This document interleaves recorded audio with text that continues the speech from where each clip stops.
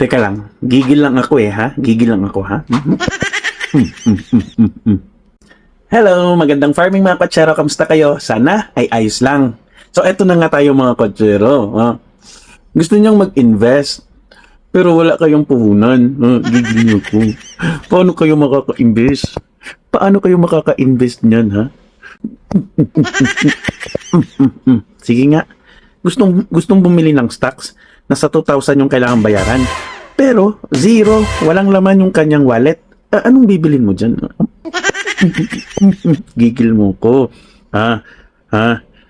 Kayo, kung gusto nyo mag-invest sa stocks, yung simpleng bagay na nga lang, hindi nyo magawa, ay wag na kayong mag-invest sa stock market. Kasi, kailangan yung aralin yung graph. Kailangan yung aralan yung trend. Tapos, napakasimple lang. Maglagay kayo ng money, ng cash in, hindi nyo magawa. Tapos papasok kayo sa stock market. Gigil nyo ko na. Tapos, pag nalugi kayo kasalanan ko na naman. Sasabihin nyo na naman na scam. Pero hindi kayo marunong mag-research, hindi kayo marunong magbasa. Mga kotsero, wala namang problema, Pwede namang magtanong, pwede namang mag-research, okay? Huwag nyong asahan na lahat ng information ay manggagaling sa akin. Kailangan nyo ding mag-research on your own. Magbasa kayo. I-validate nyo kung yung mga sinasabi ko ba, tama ba o hindi. Para makakome up kayo ng sound decision. So, kung alam nyo na yung kalakaran sa stock market, kayo mismo ang makakapag-decide kung pwede na bang ibenta yung stocks nyo or i-hold nyo muna. Diba?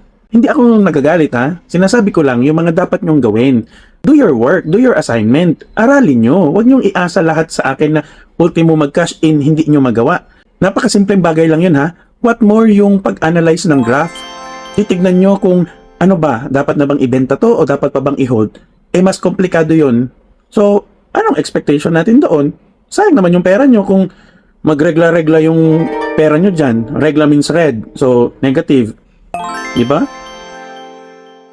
Sa makatuwid, kailangan nyong mag-function para kayong nag-open ng sari-sari store at kayo yung nagbabantay sa tindahan ninyo.